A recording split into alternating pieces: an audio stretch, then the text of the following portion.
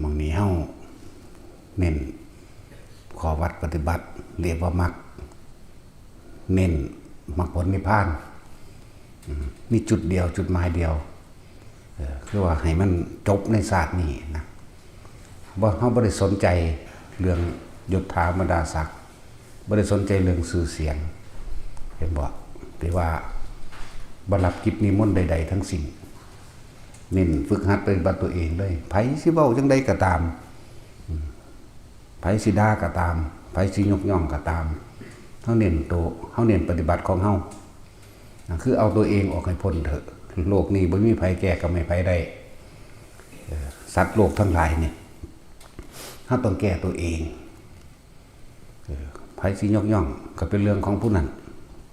ไผสิก้าวตู้ใส่ลายก็เป็นเรื่องของผู้นั้นเหมือนกันเน้นเอาตัวเองคือตัวคนที่เข้ามาฝึกหัดปฏิบัติเขาว่ามาปฏิบัติถึงมาหยังมาขออยู่นำมาขอปฏิบัติทำนำก็ต้องปฏิบัติให้มันจริงกับสิ่งที่ตัวเองเว้านั่นบ่ล่ะจังว่าบ่ให้ยุ่งกันไผสิเฮ็ดเวียกบ่เฮ็ดเวียกไผสิเฮ็ดงานบ่เฮ็ดงานก็สร้างหลวงพ่อเว้าตลอดเด้อหมู่ภิกษุสงฆ์ของเฮาบวชเข้ามาแล้วหรือมาแต่ที่อื่นก็ตามต้องยอมรับตัวเองว่าตัวเองบ่ทันได้รู้พระวินัยบ่ทันได้รู้ธรรมหลายอะไรอย่างก็ศึกษาที่ว่าหาหนังสืออริยวินัยให้กันอ่านนั่นก็เป็นเครื่องดูของเฮาเองอย่างหนึ่งศึกษาพระวินัยพอเฮาบ่ทันฮู้ว่าได้ควรบ่ควรเฮาสิบวชเข้ามาโดยศรัทธาอยู่แต่ว่าในคำว่าศรัทธานั้นเฮาต้องรู้ข้อปฏิบัติตัวเองนำตัวนั่นแหละจึงว่าพระอยู่นำกันเป็นร้อยเป็นพันเป็นหมื่นเป็นแสนเป็นล้านก็สร้างถ้ารู้จักอันเดียวกันศึกษามาเหมือนกันอริยวินัยเหมือนกันบ่มีเถียงกันบ่มีผิดกันส่วนเรื่องแยกย่อยการงานนี่บ่ได้เน้นเรียกว่างานของพระนี่เรียกว่าเรียนรู้ศึกษาพระวินัยกับปฏิบัติตัวเองกันเด้มันว่าคันธาธุระกับวิปัสสนาธุระมี2อย่างเท่านี้นึงคันธาธุระศึกษาพระธรรมคำสอนตลอดทั้งพระวินัยวิปัสสนาธุระคือทำตัวเองให้แจ้งซึ่งมรรคผลนิพพานหรือให้รู้แจ้งตามความเป็นจริงจังว่าไผสิเฮ็ดอิหยังก็ตามบ่ให้เว้าให้กันพระก็ดีเข้าใจว่าล่ะหมู่สงฆ์นี่อยู่นำเท่าใดเป็นล้านก็บ่ผิดกันต่างฝ่ายต่างมีข้อวัดปฏิบัติของตนมีวินัยเหมือนกันนั่นแหละส่วนการเดินจงกรมการทำสมาธิต่างๆเล่งเอาไผเอามันจังว่าบ่ให้ไปยุ่งไปยากนำการนิมนต์ไปหันนิมนต์ไปนี่เฮาสิยากแต่เรื่องนิมนต์เด้ไผสิมาบ่มาก็สร้างเฮาพอได้อยู่ได้กินอยู่ดอกเนาะ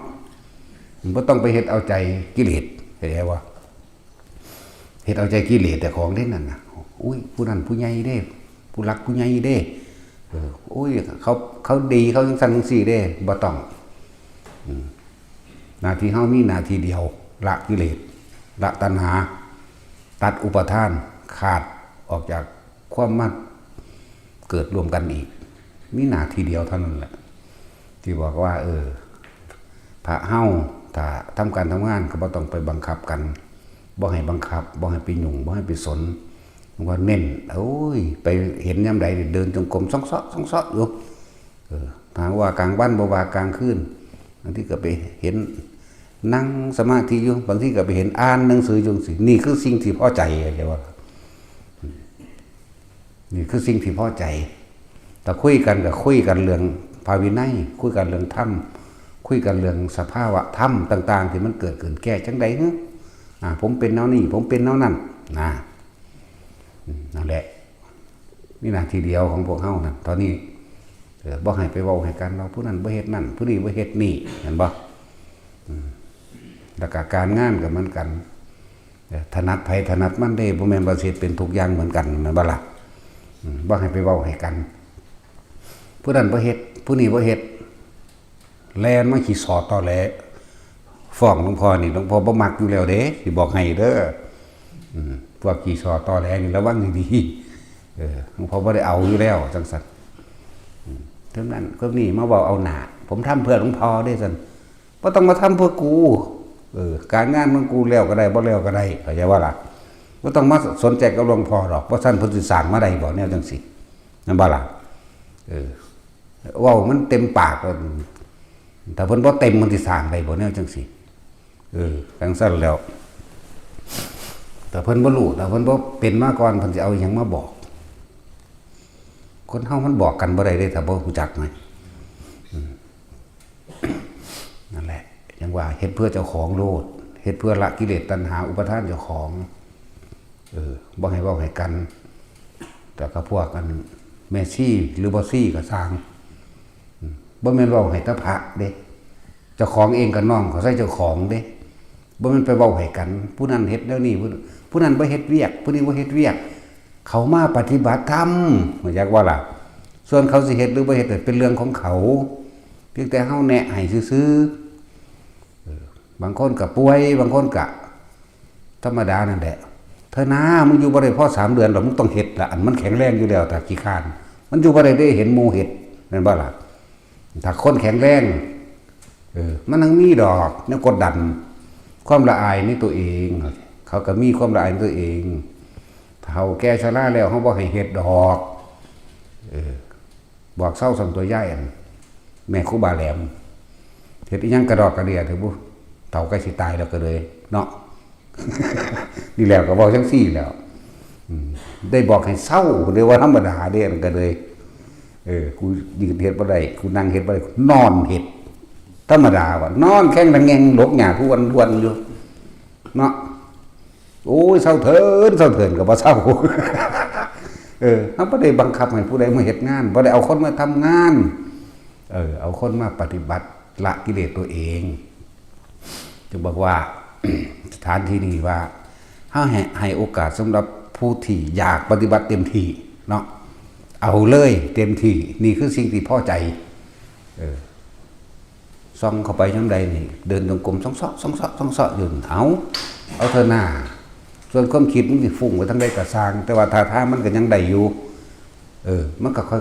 ยๆเป็นไปเลยเห็นบ่ล่ะแหละฝึกหัดดัดตนไปเรื่อยพระก็เหมือนกันโยมก็เหมือนกันเด้อบ่ให้ไปเว้าให้กันเด้ผู้นั้นบ่เฮ็ดผู้นี้บ่เฮ็ดมาซอแล้วมึงเฮ็ดหาแม่มึงยังแล้วมึงเฮ็ดเอาหน้าเอาตาเอาดีใส่ตัวเองเพียงแค่ว่ามันบ่เป็นดีจริงมันดีปลอมเด้ล่ะนะแม่นว่าล่ะเขาสิเฮ็ดหรือบ่เฮ็ดก็เป็นเรื่องของเขาแต่เขามาปฏิบัติธรรมเขามาวัดกิเลสตนเองเขามาละกิเลสตนเองเด้อนั่นแหละบ่ให้ไปเห็นผู้นั้นบ่เฮ็ดเห็นผู้นี้บ่เฮ็ดไปเว้าใส่เขาเจ้าของเฮ็ดหยังเฮ็ดเอาหน้าบ่เฮ็ดอวดอ้างว่าตัวเองดีบ่ถ้าดีมันมาเกิดหาแม่มึงหยังบ่เคยได้ยินบ่คือบอกประจำอยู่เนาะละกิเลสของไปของมันตัวเดี๋ยวพวกอีกอย่างคือซักซ้วนกันเว้าพื้นกันนี่หยุดแต่ผู้นี้เว้าควักกันมากเว้าเรื่องนั้นเรื่องนี้กันฟังเว้าพื้นเขาเว้านินทาเขานั่นแหละให้เตือนกันเข้าใจว่าล่ะให้เตือนกันหลวงพ่อว่าพวกเขาพากันมาหยังมาละกิเลสบ่มาปฏิบัติธรรมบ่พวกมาหยังเจ้าหลวงพ่อว่าบ่ให้เว้าวางสิอ่านหลวงพ่อได้แนวนี้เข้าใจว่าล่ะก็ยังว่าเน้นปฏิบัตินั่นแหละนั่งอ่านหนังสืออยู่จังซี่ตัวอย่างที่ดีสิเพราะไปมีปัญหากับไผกับเรื่องตาศาสตร์จังซี่อ่านหนังสือมั่งเดินจงกรมมั่งงานถนัดก็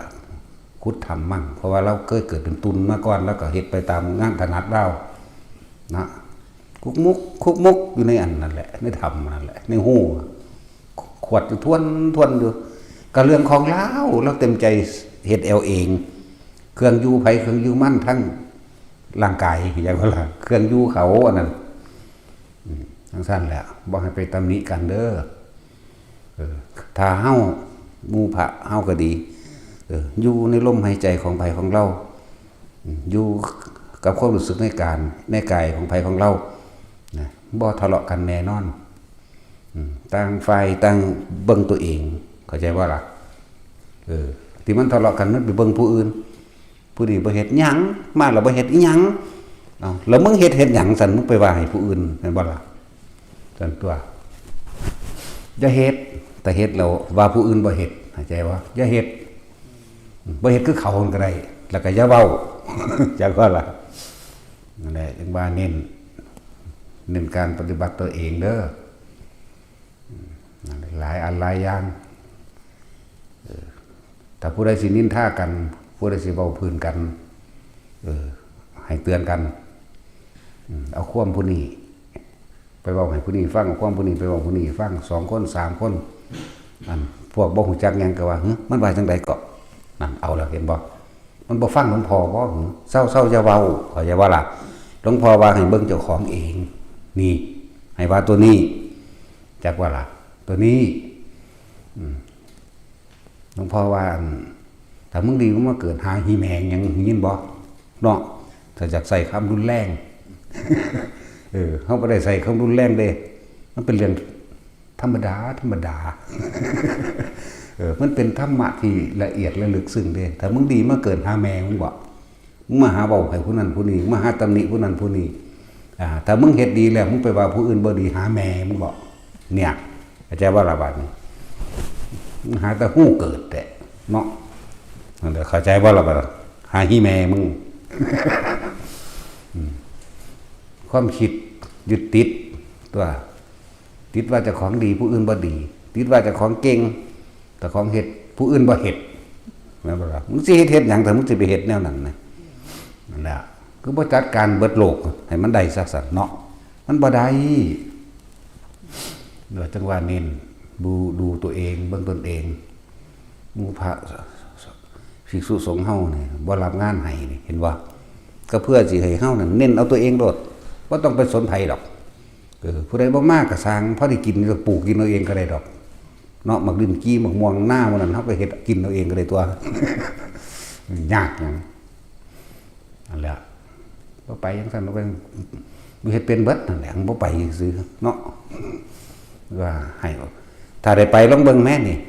บ่ได้อยู่ได้เศร้าเนาะไปอยู่หั่นจักปฏิบัติธรรมยามใดบัดนี่นั่นแหละไปเอาใจกิเลสคนอื่นเฮ็ดหยังเอาใจกิเลสคนอื่นคือเอาใจกิเลสเจ้าของแม่นบ่ล่ะย่านเขาบ่ศรัทธาย่านเขาบ่เคารพนับถืออย่างว่าซั่นนั่นแหละโอ๊ยเขาผู้นั้นมียศใหญ่เด้อซั่นยศก็ยศไปตายแหละอย่าไปเงิดแม่นบ่ล่ะแค่นั้นแหละมึงสิใหญ่ซำใดเลยมึงถ้ามึงว่ามึงเก่งมึงดีมึงคือบ่เฮ็ดให้คนไปนิพพานพุ่นเนาะเอามึงนี่โดดเด้เฮาสะออนแมงยังภาษาเอานิพพานกูบ่ได้ตัวกูเฮ็ดเอาเองตัวนิพพานไปเลยเนาะแล้ว บ่ว่าสิบวช15มื้อเดือนนึง3เดือนให้มันเต็มที่ดักว่าล่ะให้มันเต็มที่ของตัวเองเลยนะจังบ่เสีย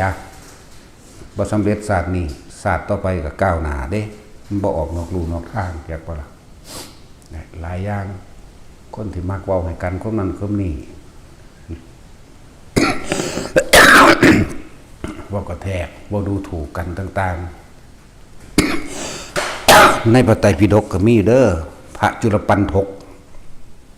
ท่องคาถาอยู่3-4 เดือนคาถาบทเดียวก็บ่ได้สงสารแล้วเพราะว่ายังอดีตศาสตร์สมัยพระพุทธเจ้ากัสสปะเพิ่นเป็นคนมีปัญญาเพิ่นจำได้ดีพระนวามีปัญญาดอกการแกล้งดูถูกหัวเราะเยาะเย้ยเขาแล้วก็เอาเขาออกไปประจานไปค้นประนาม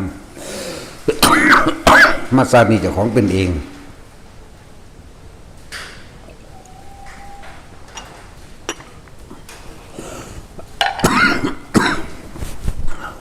มันเป็นแมงยังอีกบ้านนี่มันจะกินโคกบ่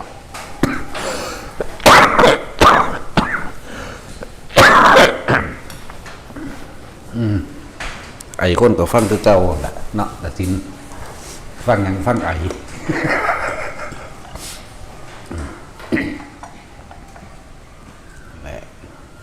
ทุกสิ่งตัวอย่างเฮาเฮ็ดไว้โดยจิตโดยเจตนาโดยความเย่อหยิ่งมีมานะมีทิฏฐิมีเจาะจงกล่าวตูใส่ร้ายผู้อื่นหรือบ่กล่าวตูใส่ร้ายแต่ว่าไป นำปมด้อยของผู้อื่นออกมาประจานสุดท้ายขึ้นหาตนเองเบิดเห็นผู้หนึ่งว่าบ่เฮ็ดก็จะไปเว้าให้เขาจักว่าไปเว้าเขาควบนั้นควบนี้แต่ของก็ถือเว้าหลายคือกันแหละเพียงแต่ว่าเขาบ่เว้าซื่อๆนั่นบ่ล่ะนั่นแหละ ต้องบอกว่าทุกสร้างมันจะขึ้นหาเจ้าของเบิดเจตนาอันใดย่อมสำเร็จแล้วโดยกรรมจิตเจตนาแหละเป็นตัวกรรมความตั้งใจของเจ้าของสิสเว้าใส่เขาอยากให้เขาเฮ็ดคือเจ้าของบ่แม่นบ่ล่ะคนเฮามันก็ถนัดคนละอย่างแม่นบ่เฮ็ดหยังก็สร้างปล่อยเขาเถอะแม่นเขาสิแข็งแรงปึ้งอยู่นี่มันก็อยู่บ่ได้โดนเพราะ2 เดือน 3 เดือนดอกมันก็มีความละอายแก่ใจเหมือนเดิมแม่นบ่ล่ะเขาก็สิเรียนรู้ด้วยตัวเขาเองเขาสิสอนเขาเองดอกเฮาได้เป็นแต่เพียงผู้แนะส่วนการสอนส่วนการประสบการณ์ต่างๆตัวเขาเองสิรู้ด้วยตัวเขาเองบางคนมากก็มารักษาตัวเองเห็นร่างกายเขาสมบูรณ์ดีอยู่เหมือนกับเขาสิแข็งแรงอาทิตย์1 2 อาทิตย์เขาบ่เฮ็ดหยังสิไปเว้าให้เขาบ่ได้เด้เขามาปฏิบัติธรรมนี่ฟังดีๆจุดนี้มาปฏิบัติของเขาเองแต่ว่าเฮาบ่ได้ไปหูในเขาบางคนก็เป็นโรคหัวใจบางคนก็เป็นโรคมะเร็งบางคนก็เป็นอีหยังต่างๆที่อ่อนปวกเปียก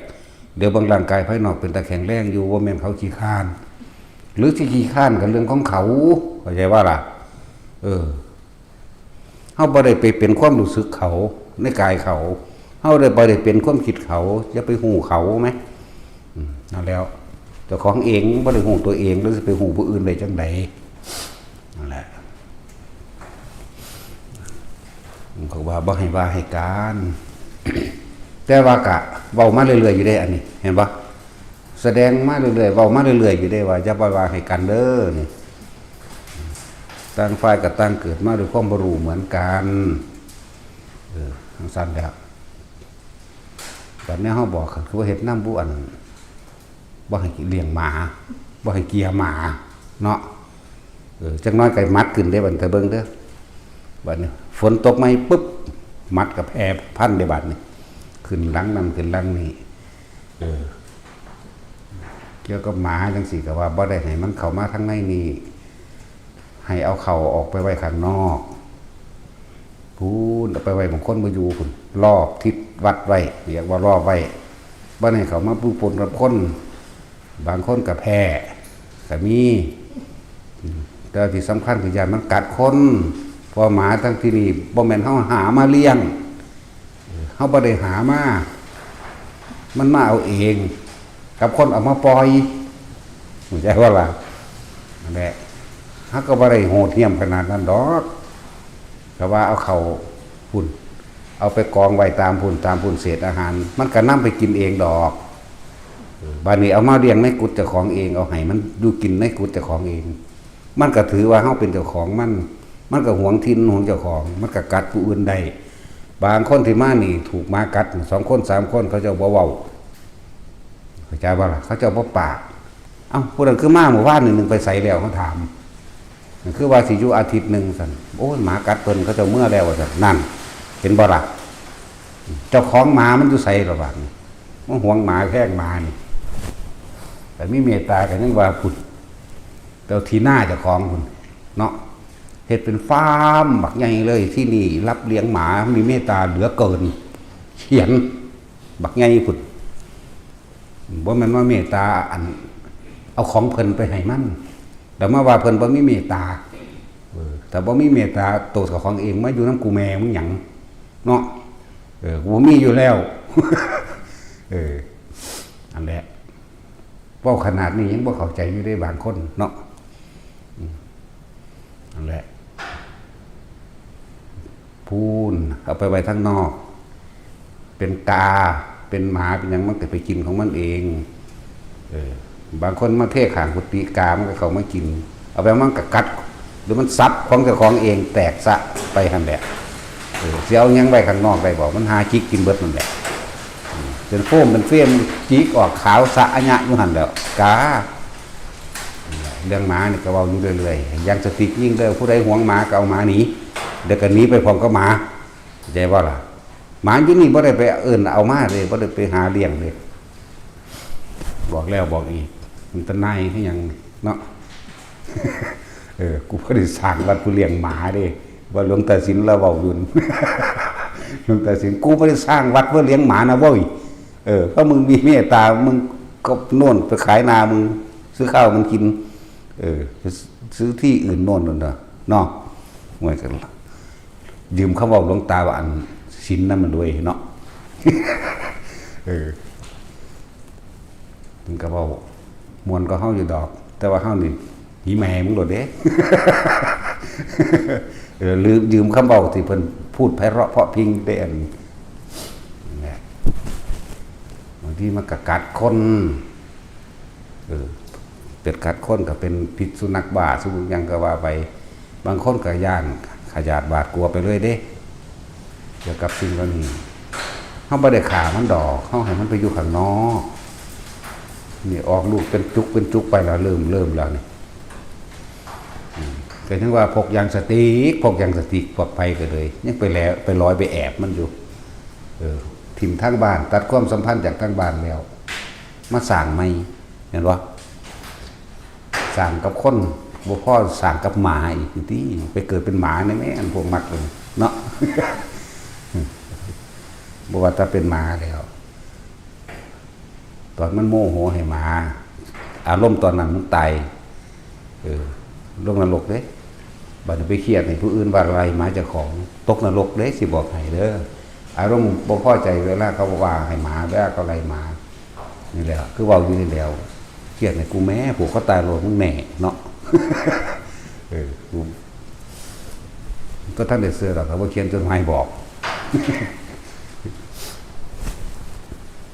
หลายอย่างทุกคนที่เขามาอย่าเว้าให้กัน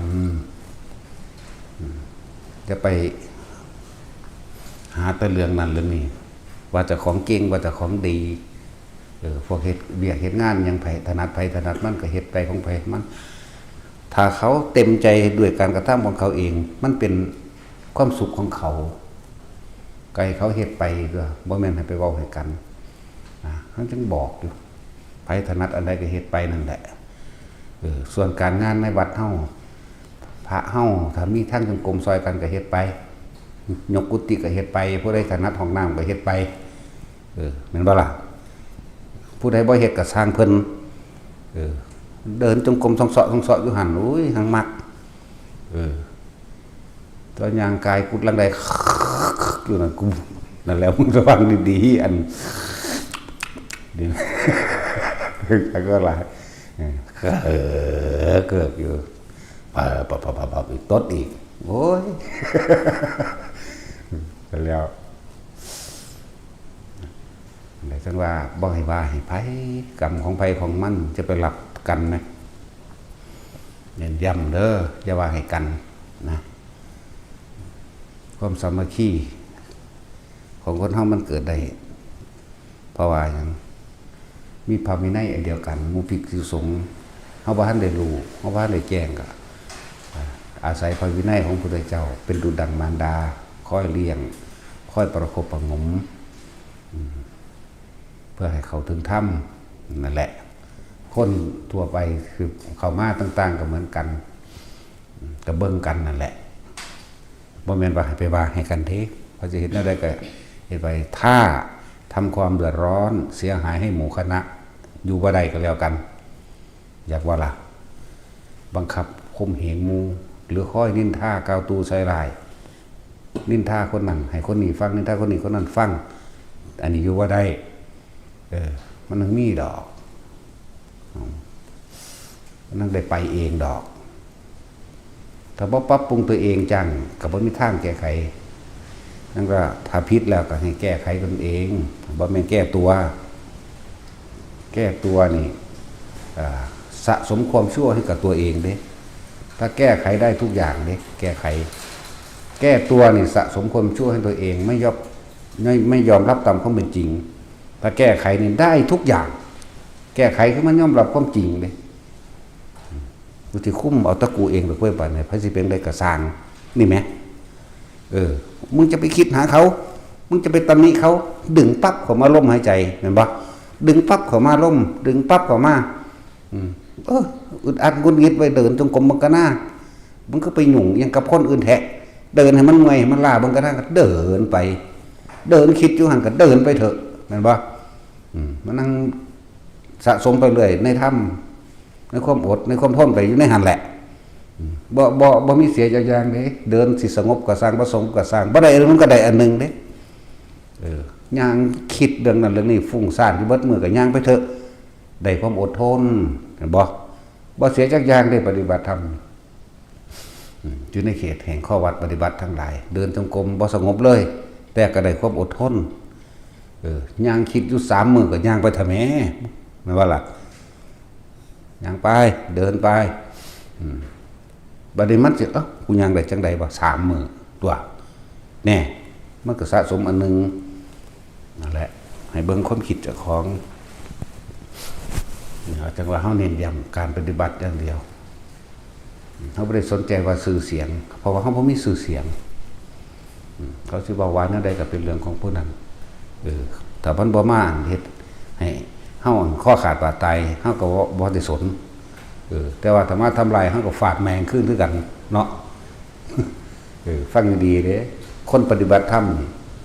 ไม่ทำร้ายใครเด้แต่ก็ไม่ยอมให้ใครมาทำลายเหมือนกันเห็นบ่เราไม่ข่มเหงใครแต่เราก็ไม่ยอมให้ใครมาข่มเหงเราอย่างก็ล่ะแต่เราทำเพื่อปกป้องตนเองจากวันนี้เขาบ่ได้เฮ็ดมีเจตนาในการสิไปทำลายเบียดไผได้ล่ะนั่นแหละคนปฏิบัติธรรมนั่นน่ะบ่ได้ว่าสิไปกล่าวตู่ใส่ร้ายรังแกเหงข่มเหงท่านผู้ใดดอกจากว่าล่ะแต่เราก็ไม่ยอมให้บุคคลผู้อื่นผู้ใดผู้หนึ่งมารังแกข่มเหงเราเช่นกันเราต้องปกป้องตนเองตัวแม่นบ่ล่ะแต่เฮาบ่ปกป้องตนเองเฮาสิปกป้องไผปฏิบัติธรรมก็ยังเป็นการปกป้องตนเองเด้ล่ะเอาตัวเองดูตัวเองดูหัวใจเจ้าของตัวเองแม่เนาะนั่นแหละแต่พวกตัวเองบ่ปกป้องตนเองไผไปปกป้องให้แผ่นดินของเฮาคือจังเฮาอยู่อย่างนี้ถ้าเฮาบ่ปกป้องไผสิมาปกป้องเฮาเองไหลเข้ามาแม้กระทั่งในกายตัวเองในใจของเจ้าของเองกับตัวเองได้ปกป้องเจ้าของเองนั่นบ่ล่ะทั้งเบิดตัวนั่นแหละจังว่าดูตัวเองเข้าใจเราบอกคำว่าดูตัวเองเนาะนั่นบ่ซั่นเข้าใจคำว่าเบิ่งเจ้าของดอกบ่ความคิดเจ้าของก็ลังไปคิดถึงไผเรื่องใดแก้ยังให้เขาได้บ่แน่ในสุดท้ายแล้วก็บ่มีผู้ใดแก้ยังให้ไผได้เด้ตัวเองต้องแก้ตัวเองแต่เขามารำแก้ข่มเหงเขาก็ต้องปกป้องตัวเองแน่บัดนี้ความคิดของเฮากำลังคิดถึงผู้นั้นผู้นี้เรื่องนั้นเรื่องนี้เฮาก็ต้องปกป้องความคิดเฮาเองกลับคืนมาอยู่ในกายเฮาเองก็อัตหิอัตโนนาโถพุทธเจ้าว่ามันเป็นธรรมแล้วก็เป็นสิ่งที่บ่ตายพร้อมแม่นบ่ล่ะเป็นอยู่จังซี่ตลอดเลยนั่นแล้วถ้าเฮาบ่พึ่งตนเองแล้วเฮาสิไปพึ่งไผเจ้าของก็มาเกิดเองเด้นะพอเจ้าของไปเสือกเรื่องพ้นเรื่องผู้นี้เองเนาะไปเสือกกับเรื่องของเขาเองมีอารมณ์ของเขาเองธรรมชาติธรรมดาดอกไผก็อยู่ไผของมันเนาะลองเบิ่งแม่แต่ว่าบ่แม่นลองคิดเบิ่งในความคิดเจ้าของก็คักดูว่าซั่นสิว่าพวกเจ้าศึกษาความคิดเจ้าของให้ดีๆเด้อคนย่างอยู่หนทางถ้าเอาบ่นำเข้ามาคิดมันสิเกิดจังขึ้นได้ดอกนี่เห็นบ่คนนี่พูดย่างอยู่หนทาง 2-3 คนเว้าเวกวากพี่เฮาเบิ่งลมหายใจเฮาเสยเนี่ยมันได้เกิดจังขึ้นได้เด้ล่ะแต่ว่านึงเขาเว้าเรื่องหยังวะแหลนปึ้งๆไปหาเขามันหยังสูมันหยังเว้าเรื่องใดอุ้ยบักอันนั้นจังซั่นจังซี่กลัวแล้วโลดละบาดนี่เอาแล้วเดือดร้อนครับเจ้าของนี่ล่ะไปหาเองเนาะเป็นว่าแท็กซี่คือมึงกับเมียมึงนั่นแหละเขาก็อยู่แต่เขามึงแล่นไปหาเขาเองเนาะจังซั่นตัวคือเฮาอยากได้ต้นไม้แหละตามธรรมชาติต้นไม้มันก็อยู่เฉพาะต้นไม้เด้แต่เฮาไปเล่งแล้วเล่งอีกคืองามแท้บ้าเอาไปเฮ็ดวงกบกันหน้าเอาไปเฮ็ดไม้นั่นนี่กันหน้านั่นยุ่งเราเห็นว่าล่ะนั่นแหละ บัดนี้ถ้าเบิ่งเฉพาะเจ้าของเองบ่ไปเบิ่งหยังบ่ไปเห็นหยังบ่ไปได้ยินหยังบ่ไปรับรู้เรื่องใดๆเขามาคิดอีหยังสิไปเกิดกับเฮาได้เดี๋ยวนี้เนาะพวกเจ้าไปทอดสะพานมันเดินเข้ามาเองในเรื่องราวต่างๆพวกเจ้าไปต่อถอลำเลียงมันเข้ามาเองเลยทุกอย่างเกิดจากจิตเกิดจากจิตอยู่กันเลยนั่นแหละ จึงเน้นย้ำสร้างฐานที่ตั้งแห่งจิตอย่าหนีออกจากฐานไปก็ดี ฐานก็คือสติปัฏฐาน4นี่แหละนั่นปะล่ะนึกถึงกายเวทนาจิตจิตเวทนากายของเจ้าของเองแล้วก็สิรู้ความจริงคือถ้ำในตัวเองนั่นแหละคำตอบคำถามอยู่ในที่ตัวเองทั้งเบิดเด้มันถามเพิ่นก็ตอบได้เบิดนั่นแหล้วแต่ว่าตัวเองถ้าตัวเองไม่รู้ล่ะมันบ่ได้เด่นมันบ่กิ่งเด่นมันก็ได้แต่ความจำในคำตอบเหมือนบ่ล่ะเพื่อจะเอาไปตอบคำถามผู้อื่นซื่อเด้แต่ความจริงตัวเองบ่รู้ทั้งสั้นแล้วคือเฮาบ่เข้าใจความรู้สึกคนย่านผีคือตัดสินย่านผีเนี่ยเฮาบ่เข้าใจเด้ว่าเฮาบ่ย่านแต่ว่าตัดสินนี่สิเข้าใจเรื่องย่านผีลองเบิ่งแม่ถ้าถุงยางปิวซื้อกับขนลูกคนพ่องขึ้นมาแล้วอะไรแล้วเห็นว่าพี่หลอกน้อยไปหลอกคน2 มื้อ 3 มื้อล่ะพี่หลอกน้อยพี่หลอกน้ำโมมันสิจอบอยู่หลังห้องน้ำมาแล้วพอตัดสินไปมันสิเดมือใส่ ขนลุกวุ่นขึ้นเลยเด้ก็คนย่านอยู่แล้วเป็นเองอัตโนมัติโดยบ่ต้องคิดเห็นบ่บ่ธรรมดาเด้แต่ขนาดคิดตอนนี้ขนลุกบ่เศร้าเด้บ่ธรรมดาเด้คนย่านผีนั่นแหละโอ้ยเสือจะไปเห็นคือเฮาบักไงสูง8 เมตรมั่ง10 เมตรมั่งนั่งคุบเข่าจ้องตาใส่กันเสือเก็บตาโยดปกมาเฮาอีกหามเอ้ยมาถือบัตรกูหิวบางแน่กูกินมึงไรบอกอยู่เด้กินผีเด้นั่นแหละคนย่านผีก็สิไปเว้าให้เขาเห็นหยังกับเขาย่านเขาไปถอดความรู้สึกของเขาออกบ่ได้เด้ฮะนี่เหมือนกันกับคนทำงานบ่ทำงานแหละเขาบ่ได้มาทำงานเขามาปฏิบัติธรรมเข้าใจว่าล่ะสั่นตัวเขาบ่ได้ว่ามาสมัครงานเด้ มาลงทะเบียนมาขออยู่ฝึกหัดปฏิบัติธรรมนำ2 มื้อ 3 มื้อ 5 มื้อไปคุณลงทะเบียนไปเขาบ่ได้ว่าจะเอาตำแหน่งไหนรดน้ำต้นไม้เขาก็บ่ว่าเนาะล้างจานเขาก็บ่ว่านึ่งข้าวเขาก็บ่ว่าเด้ล่ะเขาว่ามาปฏิบัติธรรมก็เลยว่าบ่ให้ว่าให้กันถึงเอาว่าให้ตัดสินอยู่นี่ก็บ่สิไปสามารถสิไปถอดความรู้สึกย่านผีให้ตัดสินได้เด้นี่อยากว่าล่ะมันจะด่าซื่อๆเด้สัวซ่ามน้ำมะเขือซื่อๆเด้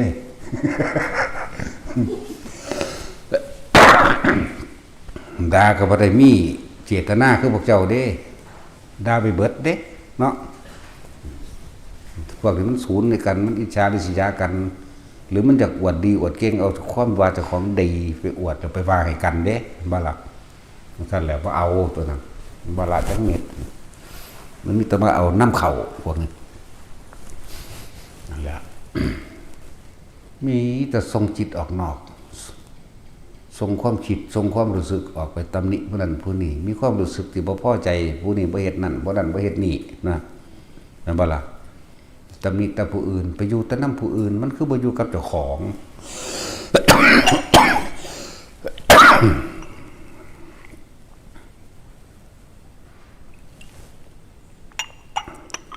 อยู่นำเจ้าของบ่เป็นหยังเด้ลมหายใจนั่นแหละอยู่ในความรู้สึกในกายแห่งตนนั่นแหละมันก็สงบตันตัวก็อยู่ไผอยู่มั่นเบิ่งไผเบิ่งมั่นเบิ่งเจ้าของนะ วันนี้ไปเบิ่งแต่ผู้อื่นคอยตำหนิแต่เขาบ่เฮ็ดนั่นเขาบ่เฮ็ดนี่ผู้นั้นจังสั่นผู้นี้จังสี่นั่นแหละจังว่าถ้ามีคนนินทากันเว้าพื้นกันสับซอบอกความนั้นให้ผู้นี้ฟังบอกความนี้ผู้นั้นฟังให้พวกเฮาเตือนกันเองเด้อ ฝุ่นพองเข้าตามันเข้านี่น้อยนึงจนบ่เห็นหมดละเห็นบ่ถ้าเฮาบ่ขจัด เท้าบาลางมันก็เห็นให้ตาบอดตาแตกได้เหมือนกันกับจุดประกายอันหนึ่งในความอิจฉาริษยาหรือในความอวดดีของคนถ้าเฮาบ่ขจัดมันก็ลุกลามไปดุจดังไฟนี่แม้เพียงเล็กน้อยก็สามารถเผาใหม่บ้านเมืองสิบหายไปบ่อใดเด้คนบดีคนเดียวเหมือนกันเริ่มยุยงเริ่มบอกพวกนั้นพวกนี้กับพวกนั้นพวกนี้2 คน3 คน4 5 6 คนเอาไปเอามาแตกกันเห็นบ่ล่ะถ้ามันมีผู้หนึ่งเริ่มต้นขึ้นมาปุ๊บให้พวกเฮาพากันตักเตือนกันเด้อเศร้าอย่าเว้าหลวงพ่อว่ามาเบิ่งเจ้าของเจ้าสิไปว่าหยังเขาแต่เจ้าแน่จริงเจ้าคือบ่ละกิเลสให้เขาโลดเอานิพพานเขาเลยไหมเนาะนั่นแล้วเว้าอีหยังก็สุดคักปานนี้แล้วยังสิบ่มีสมองอยู่บ่เนาะ มีจักสมองบ่ นั่นแล้วก็สิบ่มีปัญญาก็สิบ่เข้าใจอีหยังบ่นั่นแหละนี่เป็นความจริงเด้คนเฮาแตกแยกกันก็เพราะมีคนผู้ใดผู้หนึ่งเริ่มต้นในการยุยงซะก่อนคนผู้นี้ผิดกันกับคนอีกผู้หนึ่งบ่พอใจต้องการหาสมัครพวกจึงไปเว้าใส่ร้ายผู้นี้ให้ผู้นี้เห็นดีด้วยเข้าใจว่าล่ะเมื่อผู้นี้เห็นดีด้วยแล้ว1ไปหาผู้อื่นอีก2ไปหาผู้อื่นอีก3 4บัดต่อมาผู้นี้บ่เห็นดีด้วยกลับไปเว้าผู้นี้เว้าพื้นผู้นี้ให้อีกผู้หนึ่งฟังนี่เริ่มแพร่ขยายความแหลกความลาวออกไปเรื่อยๆเด้ฉะนั้นนั่นแหละถึงบอกว่าทุกคนเตือนกันเด้อหลวงพ่อบ่ไปเบิ่งน้ำเบิดดอกพวกเจ้าอยู่น้ำกันเองพวกเจ้าย่อมรู้กันเองเห็นบ่ล่ะหลวงพ่อรู้ก็เว้าแบบนี้แล้วที่จริงก็รู้เบิดนั่นแหละหังบ่เว้าซื่อให้โอกาสเนาะซื่อก็ได้ ซื่อผู้นี้เว้ามื้อนั้นมื้อนี้ก็บอกได้คือกันล่ะหังบ่เว้ามันหลาย ให้โอกาสเพิ่นให้โอกาสเฮาแล้วเฮาต้องให้โอกาสตัวเองเข้าใจบ่เหมือนกันกับคำว่าถึงคนอื่นจะไม่ให้อภัยเราแต่เราจงให้อภัยตัวเองให้โอกาสตัวเองเห็นบ่ล่ะท่านแล้วว่ามีครูบาดหมางอาฆาตกันพระพุทธเจ้าเฮากับเทวทัตเป็นผู้อาฆาตพระพุทธเจ้าเด้พระพุทธเจ้าบ่ได้อาฆาตเทวทัตเด้บ่อภัยให้พระพุทธเจ้าเทวทัตเพิ่นก็บ่ได้สนใจเด้เพราะว่ามันบ่ได้ยื้อขึ้นอยู่กับผู้อื่นนะสุดท้ายเบิ่งผลลัพธ์มันบัดนี้เนาะผู้หนึงลงนรกผู้หนึงเข้านิพพานนะ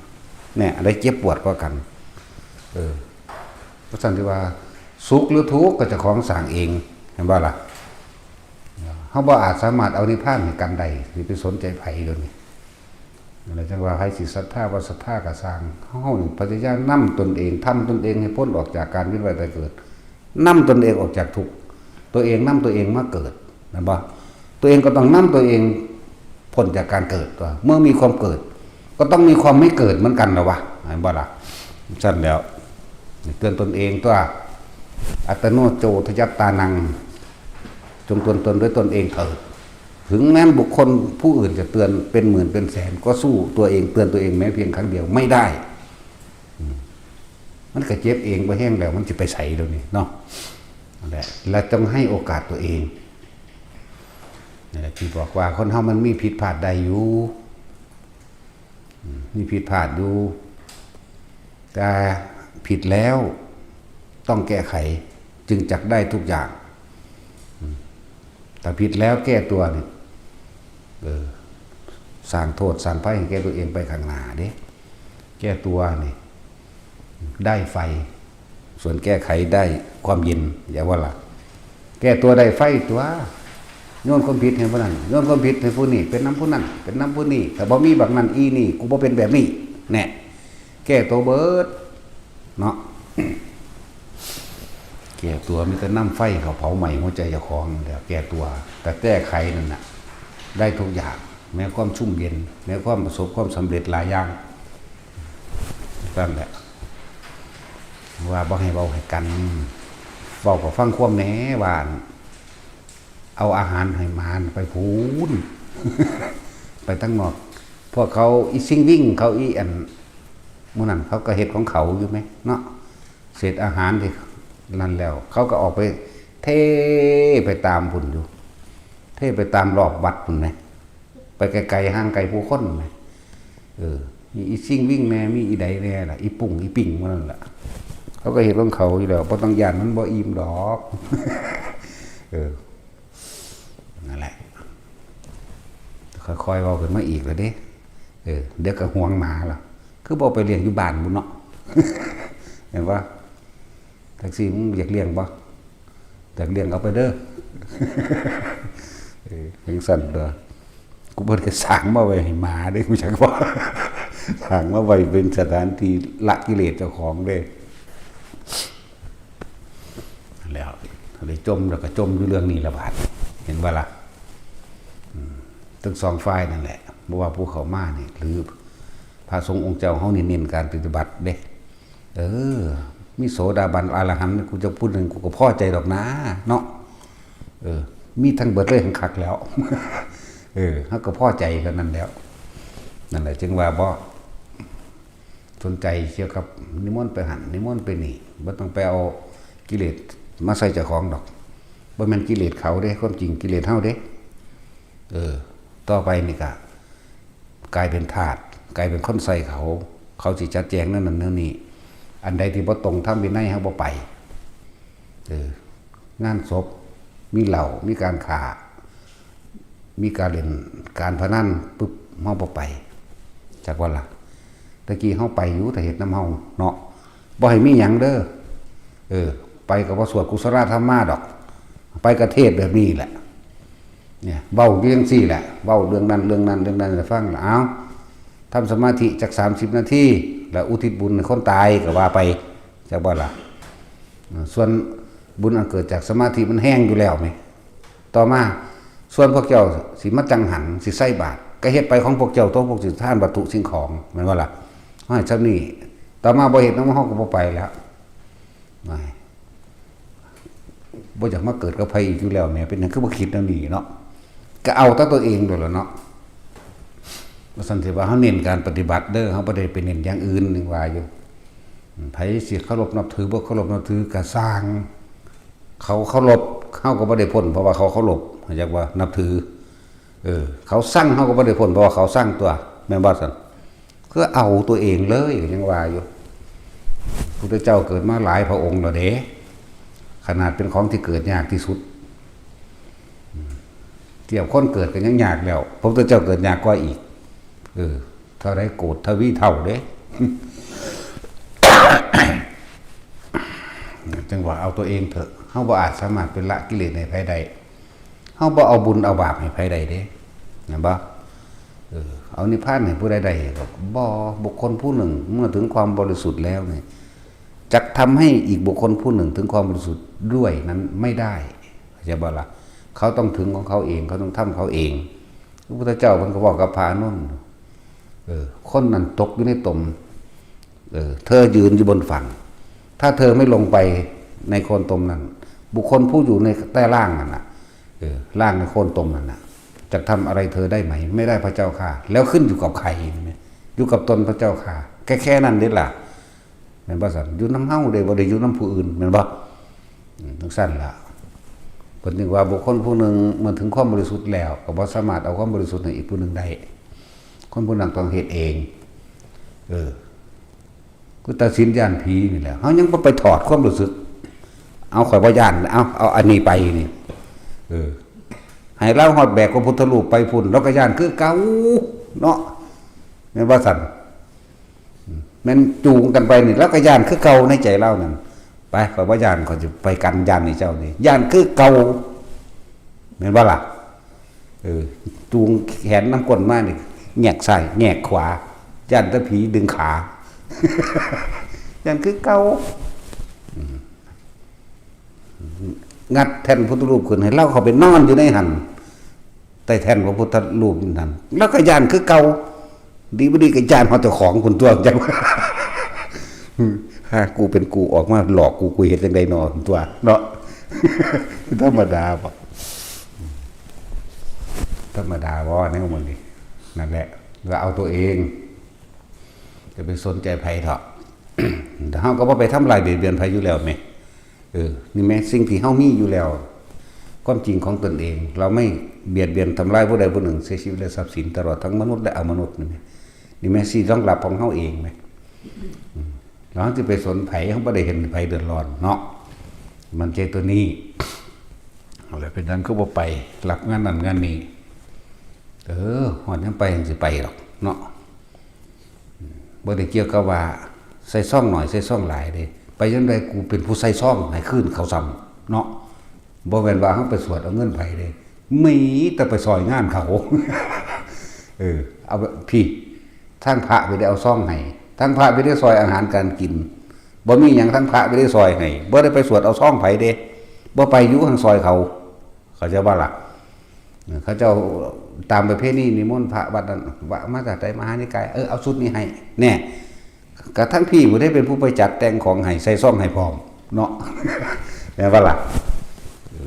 มันสั่นตัวเขาบ่ได้ว่าจะไปสวดเอาอีหยังไผเด้บ่ได้รับจ้างแหมมันบ่สั่นบ่ได้มารับจ้างไผเด้นั่นแหละ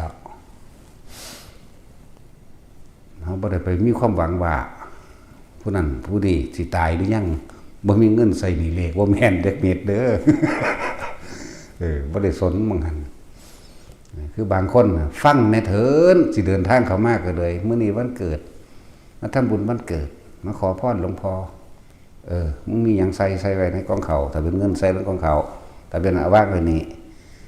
ขอพรค่ะขอพรค่ะไว้อีหามึงอยากได้หยังบ่เฮ็ดเอาคนตัวบาทนี่ กูบ่ตัวไผเด้ว่ะแม่นบ่ซั่นไอ้เจ้าร่ำเจ้ารวยเจ้าโชคเจ้าหมานเด้อนั่นขี้ตัวเบิดนั่นแหละแต่มึงบ่เฮ็ดเอามึงสิได้หยังเด้อนี่เนาะบ่ได้ว่าเด้ตั้งแต่ให้พรซุมื้อนี่ยังโอ้ยตัวตะเขาแท้จัตตาโรธรรมาวัฏทันติอายุวันโนสุขังพลังอันนั้นคนแง่ๆๆใกล้สิตายบางทีมาอายุวันโนมาตั้งใด มันสิสุขังพลังมาตั้งใดทางคนก็ใส่รถเข็นอยู่ออกไปอยู่หามึงนี่เนาะนั่นแล้วแต่ซั่นนี่เฮาก็ฝืนบ่แห้งแล้วเด้ปุ่นปฏิว่าให้ตามนั้นจริงๆมันเลยอายุโทภรโททีโรพูนอยากบ่ล่ะให้ตัวนั้นถ้าสิมันให้อันนี้เฮ็ดประเภทนี้ซำนี้เฮาก็จังว่ากูสิพาหมู่เปลี่ยนซะบ่ซะ แหน่เฮาก็ยังบ่แหวกออกไปหลายปานใดอายุวันนะผู้ใดอยากอายุยืนก็จะรังแกข่มเหงเบียดเบียนสัตว์จะไปกินเหล้าเมายาเห็นบ่ล่ะผู้ใดมีกำลังก็ให้กินอาหารดีๆออกกำลังกายจะอายุโทภรโททีโรวันนะโทนี่หมายถึงผิวพรรณวันนะบัดนี้ก็ให้เป็นคนที่มีศีลจักว่าล่ะมีศีลก็คือบ่ทำลายเบียดเบียนไผใจมันบ่เศร้าหมองผิวมันก็บ่ค้ำบ่ดำนั่นตัวว่าล่ะปฏิภาณโทก็พวกใดมีอยากมีสติมีปัญญาให้เจ้าเข้ามาฟังธรรมความแปลมันนั่นน่ะให้จักว่าล่ะปฏิภาณโททีคายะสวาโหติยะทายะทุปปัจจติตินี่ให้พวกเจ้าขยันการฟังธรรมของพระพุทธเจ้าพี่อันนี้จังว่าให้ถูกอันการให้ถูกคือกันนั่นแหละ ถูกใจเขาแต่ตัวเขาบ่แหวกออกเลย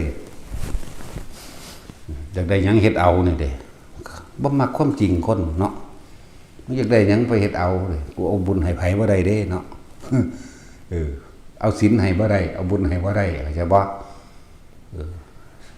ศีลแต่ของก็ต้องรักษาเอาเองตัวเพิ่นให้บอกแนวทางให้ซื่อๆได้นั่นน่ะ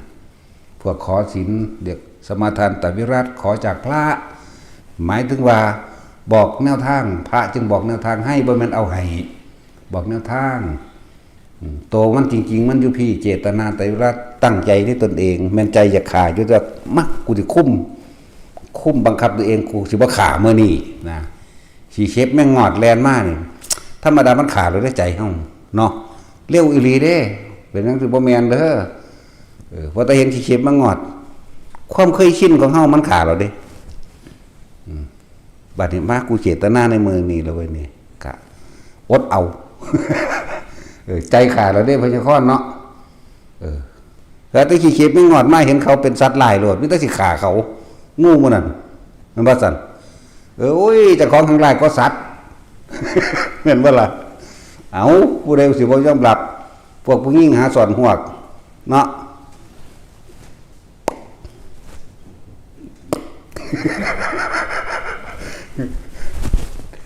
เป็นยังมึงจักอยู่บ่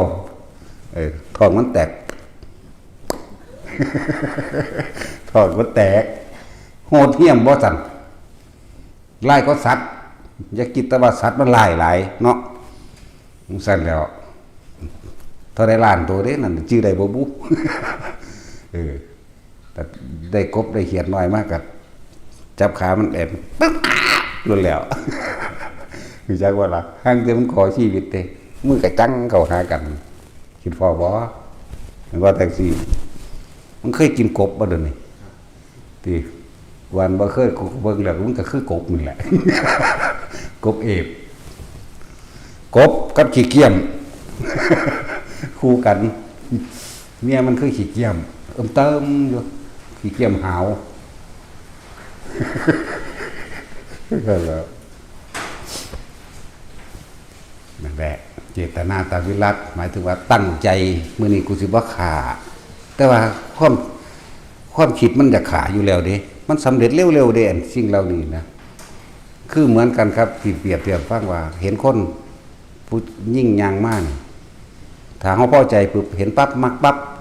ความคิดเร็วเด้จริงๆสำเร็จเราเป็นเหมือนกับสัญญาอัตโนมัติแบบนี้ไหมที่จริงมันคิดเด้มันเอาบ่แม่นบ่คิดเด้เห็นปั๊บสั่งปั๊บเห็นปั๊บมักปั๊บนั่นผู้หญิงก็เหมือนกันเห็นผู้ชายก็เหมือนกันนั่นแหละมักปั๊บสั่งปั๊บโดดนั่นแล้วเห็นสัตว์ด้วยบัดนี้คือค่อยๆคิดว่ามันเป็นสัตว์ลายเห็นขี้เข็บแลนมาแม่งอดแลนมาเนี่ยนำรวดจะขาบริเจตนาแต่ละคอยยับยั้งชั่งใจตัวเองไว้เรื่อยปูนมันเกิดความเคยชินข่าวในการบ่ขาเลยเป็นอัตโนมัติเอง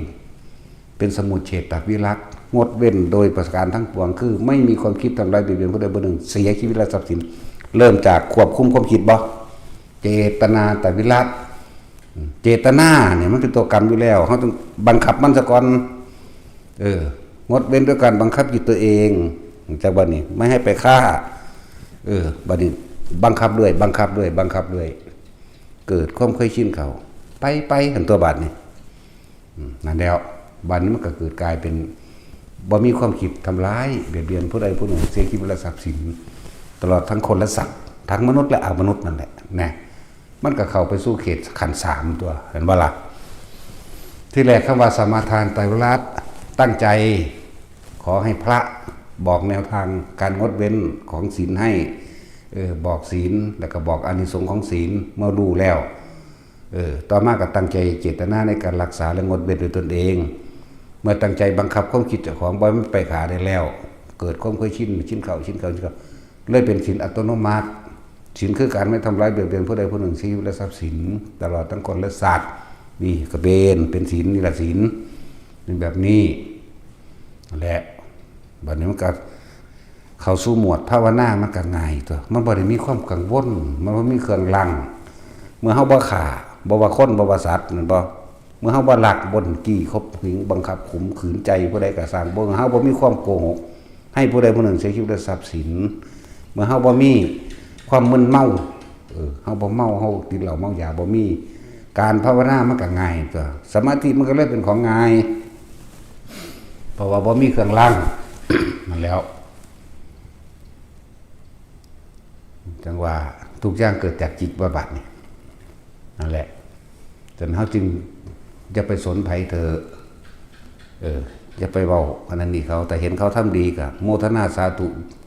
อยู่ในใจพี่แต่เห็นเขาบ่ดีก็บ่ต้องไปว่าดอกจากว่าล่ะนอกจากเขามาทำลายตัวเอง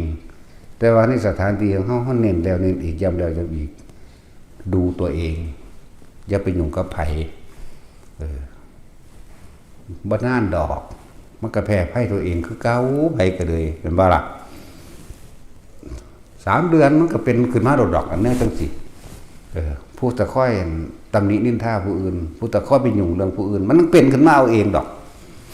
นั่นแหละคือเขาเห็นนะถ้าเขาบ่ยอมรับก็เรื่องของเขาแล้วก็กูบ่ให้อยู่ไหมเนาะแม่นว่าแท็กซี่ยอมรับบ่ยอมรับก็สร้างแล้วกูบ่ให้อยู่ไหมนั่นแหละฟังหลวงพ่อแน่เนาะเพิ่นพอยฟังกันเราเองก็เท่าสั่งงานนั่นแหละแบบผู้หนึ่งสั่งตัดห่วยมันจะเอาน้ำไผ่กันแน่ตัวนี้เนาะเขาบอกอันนึงผู้นั้นบอกว่าเฮ็ดจังซั่นกูเป็นผู้บอกให้เฮ็ดแบบนี้คือบ่เฮ็ดทั้งกูเนาะโอ้ยจันแล้วนี่ก็เหมือนกันคำที่บอกที่แนะให้ทุกคนถึงนี่ถ้ามีผู้ใดผู้หนึ่งมาตำหนินินทากันเตือนกันเด็กเตือนกันโดยใส่คำหลวงพ่ออะไรหลวงพ่อว่าให้เบิ่งเจ้าของจะไปว่าให้กันเถาะเศร้าแน่ผู้นี้เริ่มต้นปุ๊บเมื่อถือตักเตือนแล้วมันก็เศร้าตัวมันแปลว่าก็ผู้นี้ก็บอกก็เก่าผู้บอกก็เก่ามันก็เศร้าเองตัวทำนั้นขั้นปังคือไม่ได้มันหนีหรอกเนาะลิ้นนั่นแหละเพราะจะว่าอาลีอีห้องน้ำมาอยู่เลยบอกว่าอาลีกดย่อแต่ชิ้นหัวจักแล้วบ่คนสุบาห้องน้ำแต่ชิ้นที่แรกแล้วคิดว่าออกเป็นอย่างเนาะห้องน้ำซื้อมันมวนได้เนาะนสห้องน้ำนั่นแหละนี่ก็เพื่อความสามัคคีสังคสะสามัคคีนั่งการอยู่รวมกันด้วยความสงบแหละเพราะว่าความสามัคคีเกิดขึ้นนั่นแหละมันความสงบนั่นแหละคือความสามัคคีอยากบอกละเขาก็อยู่รวมกันไปได้ตัวอย่าลืมว่าฝุ่นผงเก่าตาเขาในน้อยไม่ได้เขาใหญ่แต่เขาบาลานมันก็เห็ดให้ตาบอดได้เห็นบ่แบบนี้คือกันตัวหรือฝุ่นเก่าตาก่อนทำกำปั่นมีอยู่มันเป็นฝุ่นเด่นก่อนหินเด่นเขาอัดคุ้มตาเด่นนั้นอยากว่าล่ะไม่ได้เข่าก่อนแบบไงเขากำปั่นเดี๋ยวมันเข่าก็ได้ตามันน้อยก็กำปั่นเนาะนั่นแล้วยังถือกำปั่นเขาก่อนเด้ผมบอกว่าฟักเนาะแหละยังเน้นย้ำมูภิกษุสงฆ์เฮาเอาตัวเองเลยวินัยอันนี้เขาบ่ทันเข้าใจ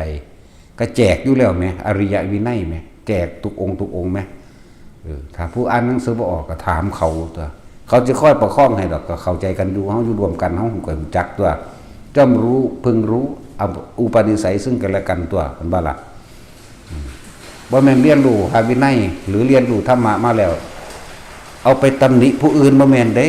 บ่ว่าเรียนรู้ธรรมะแล้วเอาไปละผู้อื่นบ่แม่นเด้อละตัวเองนั่นแล้วหางคนว่าแต่ของเข้าใจธรรมะรู้ธรรมะค่อยเอาไปละกิเลสผู้อื่นเนาะไปเตือนผู้นั้นไปเว้าจังสั่นจังซี่แต่เขาแย่งมาศูนย์ใส่เขา3 บาทนี่แน่มันสิรู้หาแมงบ่แนวนั้นมันหลงตัวนั้นน่ะเนาะแล้วถ้าอยู่ไผอยู่มั่นเบิ่งไผเบิ่งมั่นเนี่ยบ้ามีพระเป็นร้อยเป็นพันก็สร้างเงียบบ่ได้มีความอึกกระทึกคือโคมเด้เห็นบ่ล่ะแล้วเบิ่งไปตามตัวพวกนี้ชีวิตผ่านไว้ยังมากก็แหละของหมู่พระก็เลยเห็นบ่ล่ะส่วนนิดหน่อยก็ปล่อยมันสักก่อนตัวปล่อยมันไปสักก่อนเป็นธรรมดาปล่อยเป็นไปตามไว้ของบ่บังคับสิมันทำเจ้าของติเนาะเจ้าของยังบ่ทันรู้จักของอยู่จะปล่อยมันไปแน่ฝากไปแยะแน่แล้วจังซั่นตัวเอาผู้นี้หายมันก็บ่กล้าไปเล่นเด้เห็นบ่มอเขาแสใส่รถมันก็เงียบเพราะมันไปหาอีกผู้นึงก็แสใส่อีกไปมาแสใส่ดูเขามันก็เงียบเพราะวันนั้นตัวมีแต่หลวงพ่อแหละใจดีฟ้ามือใส่กกหูเลยใจดีก็มูเด้ว่าหยังให้เลือกเอาระวังแสกับฟ้ามือเอาหยังเอาฝ่ามือมันว่าคือมันบ่คิดว่ากูต้องบ่มึนกูจังบ่ได้จักอย่างเนาะคือถามหลวงตาซ่าแหละเกิดเป็นมดกับไส้เดือนจะเอาหยังเอาไส้เดือนว่าซั่นโอ้ยบักหางก็มึงบ่ต้องเกิดบ่ได้บ่เนาะแม่นบ่ล่ะหลวงตาหลักลงมายังเนาะมึงแล้วตายแล้วบ่ไปเบิ่งเล่าทำไม ท่านนั้นก็จะได้เอามาเผาหลวงตาลักเนี่ยผู้เพิ่นมีความเพียรมันก็มีอยู่นะนี่แหละคือเอาแต่เจ้าของโหลดว่าผิดกับไผเห็นบ่แล้วก็อันใดบ่เข้าใจแล้วก็อ่านของเราอันใดบ่ทันใดๆนี่แล้วก็รู้ตัวเองเห็นบ่เราเบิ่งตนเองเห็นบ่อันนี้บ่ทันใดๆอันนี้บ่ทันได้เป็นอันนี้บ่ทันได้แจ้งขึ้นไปอยู่ผู้เดียวเห็นบ่จังซั่นตัวเขาเจ้าไปเบิ่งเจ้าของดิบ่ได้ไปเบิ่งผู้อื่นไปผู้เดียวสิเบิ่งไผนี่ก็ผีทันตัว ผีอยู่ไสล่ะผีอยู่ในความคิดบ่ได้อยู่หม้องอื่นดอกอยู่ในความคิดที่มันมาได้พวกเจ้าไปต่อทอน้ำเลี้ยงมันมาเองพวกเจ้าไปทอดสะพานมันมาเองความคิดอยากว่าล่ะนั่นแหละเฮาจึงเน้นย้ำใจเป็นใหญ่ใจเป็นประธานทุกสิ่งทุกอย่างสิสำเร็จหรือล้มเหลวขึ้นอยู่ที่ใจคนที่สำเร็จคือมีวินัยอยากว่าล่ะคือมีความเพียรคือมีความอดทนคือมีการสอบถามอยู่เรื่อยเห็นบ่ล่ะสอบถามแสวงหาคิดค้นเอาในตนเองอยู่เรื่อยเรื่อยมันก็หูก็เห็นด้วยตนเองกันตัวสิ่งที่เพิ่นนำมาแสดงเพิ่นเว้าให้แนวทางซื่อเด้ก็สิเว้าเรื่องอันไปภาวนาอยู่หั่นนี่เห็นตลอดมีทุกอย่างพร้อมมีแต่แนวแปลกๆก็มีเว้าเรื่องภูเขาคันธมาศก็เว้าได้เด้ตัวนี้เนาะถ้าเว้าไปจังซี่ตาสินแล้วมักก็สั่งเล่าว่าอันแนวบ่เป็นตาสแตกนี่ตั้งใจเอาเนี่ยอีห้องน้ำบ่อยู่บังให้ซ้ำบัดนี้แบบกึ่งตาเบิ่งคักๆเลยบ่ผิดพร้อมเด้ พอดีอีห้องน้ำอยู่หมู่บ้านบังให้เลยเว้าแต่ว่าซั่นแล้วสิเอาอยู่หั่นแหล้ว แนวบ่เป็นตาสแตกอันเขาเจ้ามัจฉากุญชรมีจริงๆเด้ตาสินรู้จักบ่มัจฉากุญชรช้างน้ำสร้างน้ำมีอีหลีเด้ตัวซ้ำแมงข้ามนี่แหละมันคือเป็นแนวนี้ก็เอามือไปซ่อนกันมาเบิ่งก็คือกุ้งชนิดหนึ่งหรือปลาชนิดหนึ่งเด้เอาขึ้นมาโดนกับว่าไรมันสิตายต้องเอาลงไว้น้ำคือเก่านี่ก็มีเด้บ่ได้เป็นลักตาบ่ได้ไปฝันเด้อบ่ได้รับตาบ่ได้ฝันพร้อมแต่สินเอาขึ้นมานะโอ้ตัวใสๆก็มีตัวเขียวใสขาวใสก็มีเด้ดำแต่ว่าดำใสนี่มื้อนี้ก็มีเด้มีวาสนาได้เห็นน้ำบ่ล่ะบ่เห็นก็เบิ่งรูปมันเอาเด้อเขาวาดไว้ตรงข้างกำแพง หาเบิ่งเอาสั่นแหละทุกอย่างมันก็มีเบิดแหน่ที่เขาจะว่าวาดไว้เด้อแต่ว่าภาวนาเนี่ยเขาบอกปรารถนาให้ไปเห็นแนวนั้นดอกให้เห็นความคิดเจ้าของดีที่สุดคือการเห็นความคิดเจ้าของกลับมาอยู่ในตัวเองลมหายใจมั่งอุณหภูมิมั่งนิ่มนวลบนหัวมั่งหน้าอกมั่งกายเวทนายันนี้ออกจากฐานที่ตั้งแห่งจิตก็คือสติปัฏฐาน4กายเวทนาจิตเวทนากายให้ร่วมอยู่ที่จุดเดียวแล้วตั้งไว้ตรงกลางหน้าผากหลวงพ่อเย็นเพิ่นสิให้อยู่ท้องเพิ่นกินน้ำเย็นแต่ว่าล่ะการทำความรู้สึกเย็นอยู่ในท้องอันนึงได้ล่ะนั่นแหละจุดหนึ่งจิตหนึ่งก็เลยมันบ่หนีออกจากความรู้สึกในท้องมั้ยแต่อยู่เฮาอยู่ในนี่มันเปลืองน้ำว่ะกินแล้วมันสิท้องแตกซื่อมันบ่จับหยังจักอย่างดอก เนาะเสียดายของ กินลงไปมันก็สิว่าโอ๊ยบ่แซ่บนะแม่นบ่ไปหั่นเด้จังเพิ่นสิเอาความรู้สึกไว้นี่บ่อยมากก็ชินเองก็เป็นจิตหนึ่งจุดหนึ่งของมันเองจักบ่ล่ะบางที่เพิ่นก็แล้วแต่กุศโลบายมันสิบอกเอาเองเพ่งอยู่ตรงนี้นี่แต่เฮาเพ่งอยู่ตรงนี้จริงๆมันบ่ออกจากนี่ก็นี่แหละจิตหนึ่งจุดหนึ่งก็เลยความคิดมันบ่ออกเข้าใจบ่ล่ะบัดนี้เฮาอยู่หน้าผากโลดอย่าออกจากนี้อย่าออกจากความรู้สึกอยู่ในหน้าผากนี้เฮาต้องหาเครื่องอยู่เด้ถ้าเว้าเรื่องปัญญาความรอบรู้ในกองสังขารตามความเป็นจริงว่าสิ่งทั้งหลายทั้งปวงมีความเกิดขึ้นเป็นธรรมดาแตกดับเป็นธรรมดาคนเกิดแล้วตายสัตว์เกิดแล้วตายต้นไม้เกิดแล้วตายบ้านสร้างขึ้นแล้วก็ต้องพังรถเมื่อประกอบกันขึ้นแล้วก็ต้องพังเหมือนกันเข้าใจเบิดแหละคนนะอย่าอนิจจังอนัตตาเข้าใจเบิดแต่ แต่ว่าในนั่นเฮาสิหาเครื่องอยู่จังใดให้อยู่ในปัจจุบันใดเพิ่นก็เลยให้พวกเฮานั่นน่ะอยู่ด้วยการทรงชาติเจริญชาติหรือลมหายใจอยู่กับลมมั่งอยู่กับอาการปิติในกายมั่งลมอย่างเดียวมันก็บ่แม่นหลังจากประคองลมหายใจได้ดีแล้วปิติก็เกิดขึ้นขนลุกขนพองสยองก้าวมั่งมันบ่ล่ะบัดนี้มันบ่มีครูมีอาจารย์แนะนำว่าโอ้ยผีบ่เขามาเอาบุญบ่สารพัดแต่ความคิดแหกแหวกออกไปเห็นบ่ล่ะปิติมันหาอย่างโดยเบื้องต้นพื้นฐานในหนังสือในหลักสูตรบัดนี้เฮาเลยหาวิธีว่าเฮ็ดจังไดมันสิง่ายสุดมันจังสิจับจุดได้อยู่คือให้เอามองเดียวบางทีมันก็พากันโยกซ้ายโยกขวาโยกหน้าโยกหลังเรียกว่าภารณาปิติบ่แม่นพันนาปิติเด้อภะระผอพึ่งรอเรือภะระนอเนียนสระอาภะระนาปิติเกิดอาการโยกแล้วนั้นยินเขาบอกกันพัลนาว่าซั่นมันบ่แม่นพัลนาภะระผอพึ่งนั่นแหละขะนิกาปิติเด้จุกอกปลื้มจิตน้ำตาไหลคือคนเขาเจ้าได้ยินได้ฟังธรรมปึ๊บ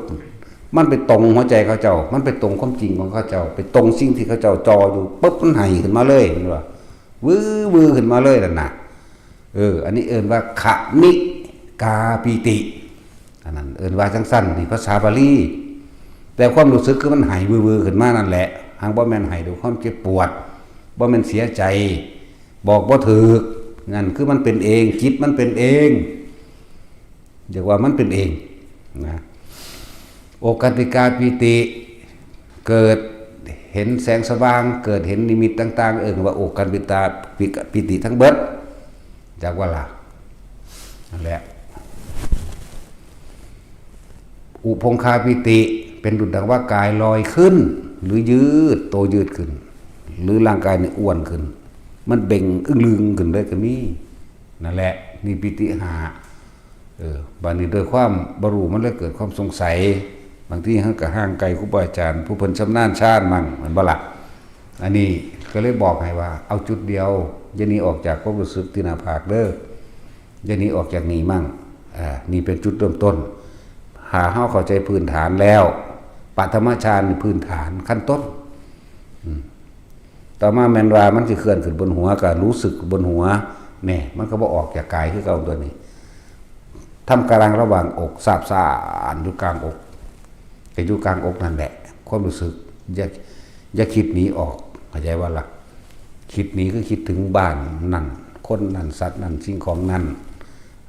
นี่แหละความรู้สึกนี่หายไปพร้อมแต่คนคิดไปเข้าใจว่าล่ะนั่นคือเฮาว่าท่านได้ตั้งมั่นพอแม้ว่าความคิดจะเกิดเองหรือคิดไปตั้งใจคิดกับสร้างบัดนี้ความรู้สึกจังอยู่เหมือนเดิมนั่นแหละให้อยู่แค่นี้เป็นเครื่องอยู่บ่ต้องไปห้ามมันบัดนี้ที่แรกเขาว่าท่านได้จับจุดใดสมาธิหรือจิตว่าท่านตั้งมั่นพอยังบ่มั่นคงอยู่ในฐานพอเข้าใจฐานบ่เฮาสมมุติฐานว่าตัวนี้นะครับเฮาสะก้อนนี้ความคิดไปแต่ความนิ่มนวลอยู่ในหน้าผากเหมือนเดิมปล่อยมันไปเลยอย่าห้ามส่วนมากสิคิดเรื่องเลวๆเข้าใจบ่คิดนี่สมมุติว่ามาอยู่กับอาจารย์คิดปรามาสดูถูกอาจารย์เป็นอันดับที่1จังก็แม่นบ่ล่ะเรื่องนั้นเรื่องนี้เด้บ่ต้องห้ามแต่ว่าเบิ่งความรู้สึกอยู่กับความรู้สึกปล่อยมันคิดโลดคิดเข้าไปคักมันหยุดคิดของเขามันเองมันเข้าชาติดอกบึ๊บเข้าไปเองดอกเข้าสู่ความว่างไปเลยอย่างนี้แต่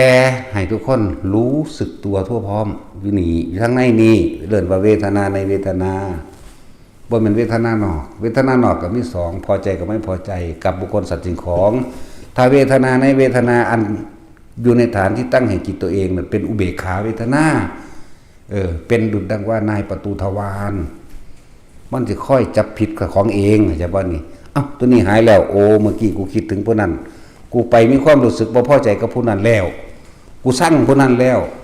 ความรู้สึกนี่หายแล้วนั่นน่ะเห็นบ่นี่บ่ไม่พอใจเลยเป็นเวทนานอกแล้วถ้าพอใจกับผู้อื่นตัวนี้หายอีกกับเป็นเวทนานอกเบิด นี่แหละคำว่าเวทนาในเวทนาก็เลยเข้าใจว่าระบาดนี่ผมบ่แม่นเวทนากายเป็นเวทนาใจก็ยังอธิบายให้ฟังอยู่มือนั่นก็เลยเวทนาโดยของกายก็ต่างหากขันธ์ห้ามีหยังรูปนี่เป็นความรู้สึกทางกายรูปร่างกายนี่มันห่อนมันหนาวมันหิวมันเจ็บมันแสบมันปวดนี่เข้าใจโลดตัวนี้นี่เป็นเวทนากายแต่เวทนาใจเด้พอใจกับไม่พอใจกับอุเบกขามีอยู่3อย่างคนเราส่วนมากบ่รู้จักคำว่าอุเบกขาดอก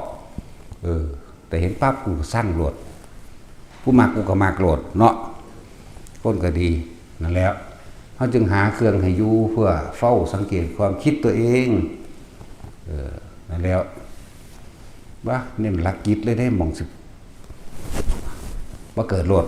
เนาะหาวิธีที่ง่ายให้คักแล้ว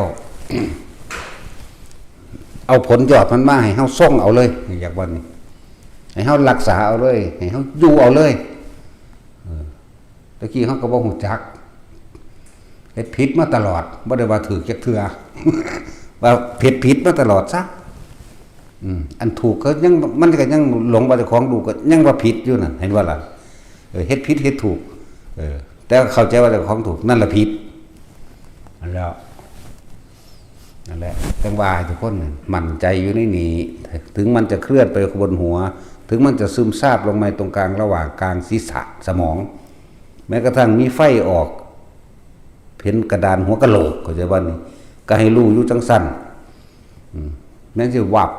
ระวังท่ามกลางอกเลยก็ให้รู้อยู่จังสั้นรู้สึกตัวคำว่าญาณนี่แปลว่ารู้สึกตัวนี่แหละจะไปหารู้นั่นอื่นอันนั้นเป็นของแถมก็จะของแถมบ่ได้นี่เห็นนั่นเห็นนี่นะว่าแวบๆของแถมของเล่นมักนี่แหละของแถม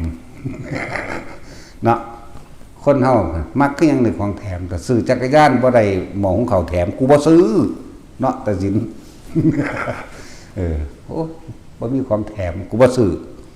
นั่นแหละมักของแถมของเล่นของก็ถิ่มนั่นแหละมันสิเห็นบ่เห็นก็ดีที่สุดเข้าใจบ่โอ้ยทางเห็นมาทางฟุ้งซ่านเพ้อเจ้อไปหลายดีบ่ดีเอาไปมาคิดเอาเองก็มีปรุงแต่งความคิดต่อไปเลยก็มีเด้นั่นแหละจิตในจิตคือหยังเอาก็ศึกษาความคิดเจ้าของเองนั่นแหละเข้ามาจิตในจิตเมื่อศึกษาได้ดีแล้วรู้จักว่าควบคุมได้ดีแล้วมันอยู่ในความรู้สึกได้เพิ่นเอิ้นสติกำกับจิตหรือจิตในจิตเรียกว่าศึกษาความคิดของตัวเองให้ดีๆนี่คำว่าจิตในจิตก็ดีจักว่าล่ะสิไปบอกทั้งได้อีกสิไปแปลงได้อีกบอกคักปานนี้แล้วเนาะแล้วธรรมคือสิ่งทั้งหลายทั้งปวงบ่ว่าภายนอกและภายในภายนอกคือหยังมีสุขมีทุกข์อันเกิดจากบุคคลสัตว์สิ่งของคือพอใจกับไม่พอใจอันเกิดจากบุคคลสัตว์สิ่งของก็เลยเอิ้นสุขกับทุกข์เนี่ยภายนอกเบิดจักว่าล่ะเพราะว่ามันเอาของภายนอกเข้ามาเอิ้นภายนอกโลกกระทำ8แล้วทำภายนอกทำภายในนี่เบิ่งความพอใจและไม่พอใจผิดต่างหากว่าการจะเห็นบุคคลสัตว์สิ่งของก็ตามได้มาหรือเสียไปความพอใจหรือไม่พอใจย่อมเกิดขึ้นในความได้มาและเสียไปนี่ทำให้มันอยู่ตรงกลางระหว่างของมันระหว่างคือบ่เข้าไปยึดนั่นเองตรงกลางจริงๆบ่ยึดอย่างอารมณ์เกิดบ่ได้สุขทุกข์นี่พอใจกับไม่พอใจนั่นเองนะบ่ล่ะทีนี้ได้มากับเสียไปได้ลาบกับเสื่อมลาบได้ยศกับเสื่อมยศสรรเสริญกับนินทากับคู่กันหนังสั้นบัดนี้ทำในภายในมันบ่สะเทือนจากบ่นี้ความถ้ามันสะเทือนกับทำภายในมันก็จะยังยึดมั่นถือมั่นอยู่อารมณ์ยังเกิดอยู่เอื่นว่าอาสวะขยะยังมีความรู้สึกที่ยังคล้องอยู่คล้องกับหยังคล้องกับความพอใจนั่นแหละเมื่อของกับความพอใจยึดความพอใจแล้วความไม่พอใจแม้ไม่ยึดก็จักได้มาเพราะมันเป็นของติดกันเป็นของอันเดียวกันเหมือนว่าระบาดทั้งสั้นแล้วถ้าจิตเป็นกลางแล้วมันก็สิแค่นั้นเองโอ้มันก็เป็นของมันสารสูแค่นั้นแหละคือเขาพากันบอกแต่ทัดดา ว่าเขาด่าว่าปึงขึ้นศูนย์เลือดขึ้นหน้าเหรอเนาะตาแมงบ่นั่นนั่นหาเอาคำจังสันมาบอกหลายเจ้าของบ้านถึงเนาะแต่ว่าก็เว้าไปโลด แห่งบ่แม่นเอาบอกมาข่มหมู่เว้าโดยคือถ้าเว้าโดยแบบพระอานนท์เว้าข้าพเจ้าได้ยินได้ฟังมาอย่างนี้ใครอยู่แต่ว่าเอานรกให้เขาเอานั่นนี่เขาสิบ่บอกคำว่าตาพอดีอวดรู้หรือเอาความรู้มาข่มผู้อื่นซื่อแต่ว่าตัวเองบ่ทันได้ถึงมันเป็นทั้งสั้นของมันนะแหละจังว่าเขาด่าเฮาสิเอาเขาบ่พอใจเขาก็เลยด่าเฮาเขาก็เป็นทั้งสั้นของเขาเฮาสิไปบังคับควบคุมเขาได้จังไดนั่นเขาย่องเขาพอใจได้นั่นเห็นบ่ล่ะเอาเขาก็เป็นทั้งสั้นของเขาเขาพอใจเฮาเฮาสิไปเอาหยังกับเขาแล้วก็แล้วต้องก็เป็นทั้งสั้นของเขาเขาเป็นของเขาก็แล้วตัวเห็นบ่ล่ะอารมณ์มันก็เกิดบ่ได้ไงเว้าเรื่องพระอรหันต์ดินี่รู้จักบ่นี่ทั้งที่เฮาบ่ได้เป็นเฮาก็ยังเว้าได้เขาก็ว่าอาศัยเอวมีสุตังล่ะ อาศัยคำบอกพระอานนท์ข้าพเจ้าได้ยินได้ฟังมาอย่างนี้จำมาได้อย่างนี้เลยบอกถ่ายทอดพวกเจ้าฟังนั่นแหละถึงบ่ถึงก็สร้างอย่างนี้เฮาหยุ่งไหมเนาะนั่นก็แหละเอาสมาทาน